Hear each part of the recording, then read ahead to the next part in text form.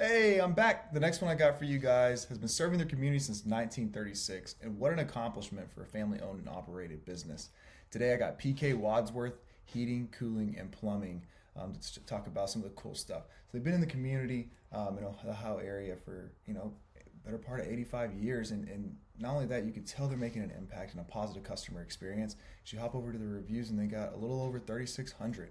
And so I just want to take some time to talk about these guys because what an accomplishment it is to be in business for that long and have that level of support in your community. But it's based on a great customer experience, and that's a wonderful job.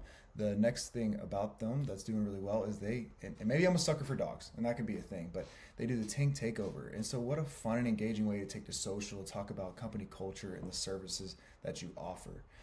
We typically do see animals can disrupt a scroll from time to time. So hats off to PK Wadsworth. Really cool stuff you guys are doing. Great way to engage the community and a really cool impact that you guys are seeing via your Google reviews.